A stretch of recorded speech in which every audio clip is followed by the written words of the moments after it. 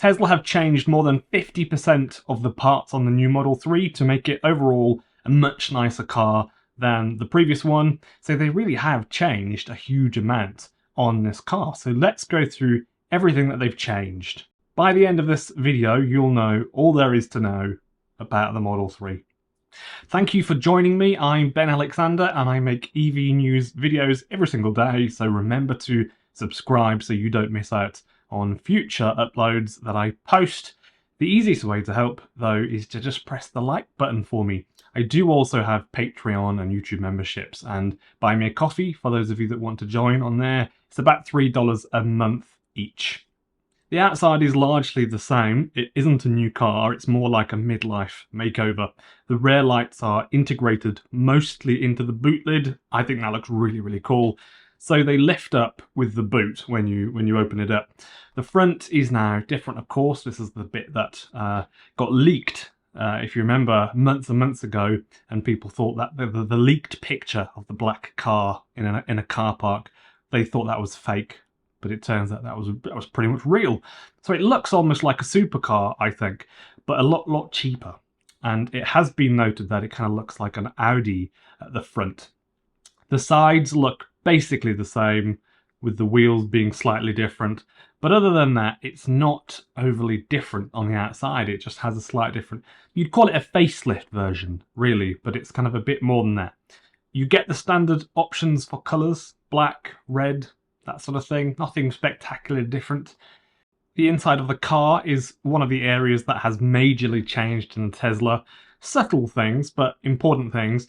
The steering wheel now has buttons on the left-hand side for the indicators, so there's no indicator stalk anymore, so presumably this will now be taken on by all sorts of other companies. The glass as well on the inside is fully acoustic glass, all of the windows.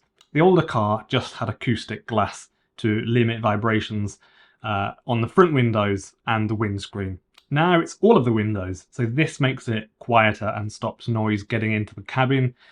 They have added more sound deadening too, so they've used special design in the cabin as well, and the dashboard to make sound bounce around 40% less inside.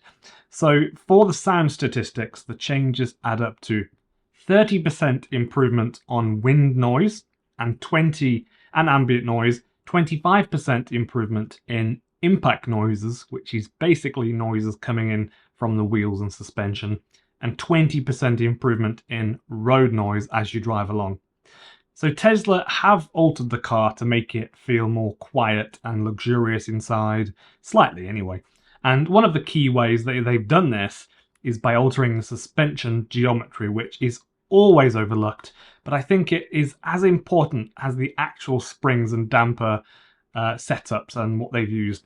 They have also changed the springs and dampers to new ones at the same time, obviously, so that it deals better over bumps rather than being a bit squabbly or wobbly over bumps like they used to be. So it should drive, I would imagine, really well on a British B road. The technology is now slightly improved, so the screen on the inside is the same size, the computer inside is the same computer, the chip and processor. The screen is more capable, it's more brighter. The ventilation system in the Tesla is now the Airway 2.0 system, so you can turn off the passenger vents now separately. The Bluetooth is now better in the car, so now it runs 2 microphones for better voice calls and improved Wi-Fi as well. So it now works further away from you and it will connect to your phone if you have an even longer driveway. So your phone should be able to connect to the car if you're quite far away. So they've improved that. The stereo is improved with 17 speakers in total rather than a measly 14, that's not good enough, is it? 14. And more bass. Wireless charging and USB-C charging is in the cabin as well. So the USB-C is 65 watts. And the Model 3 now has a screen in the rear. Not sure that's a great thing for when your kids end up kicking it. But now your kids can control the stereo, the climate control for the rear section, play games, play movies, that sort of stuff. The seating geometry in the rear has been improved. I haven't sat in it, so I don't know what it's really like, but it's not said to be much improved. and still doesn't feel great. The front seats are now heated and will blow cool air through them to keep you cool. The motors are the same, the battery is the same, but the aerodynamics are improved quite a bit, 8% actually, hence why the range is better on this car. The drag coefficient is now lower than what it was on the previous model, 0.219 CD, which is down from 0.225 CD, which now makes this new Model 3 the most aerodynamic Tesla that you can buy. The rear-wheel drive version is capable of 554 kilometers range, dual motor long-range version 678 kilometers, so that's 346 miles, 423 miles. You'll get this if you drive steady, like when I talk about the WLTP figures, if you drive at 100 kilometers per hour or 90, if you can do that. I've done 92 following trucks across Europe for long trips in the past. So if you're able to do that sort of speed, you will get pretty close to the WLTP range, depending on air conditioning and heating and stuff like that. It will be for sale in Europe in October. The UK will be sometime next year, but in Australia, which is also a right-hand market, they have delivery starting in January 2024. So maybe it will be something similar in the UK, I don't know, but they've not specified anything for the UK, which is strange. This is a big market.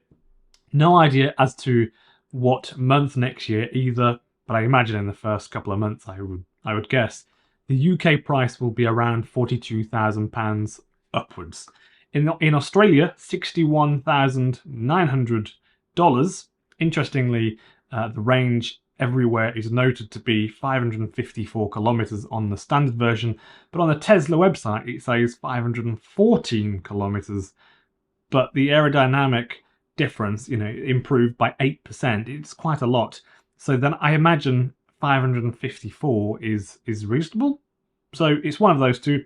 The long range version is $71,900 in Australia too. You can still get the Queensland rebate of $6,000 unless you're rich, basically, and then you'll still be able to get $3,000 off if you earn over, $180,000 a year.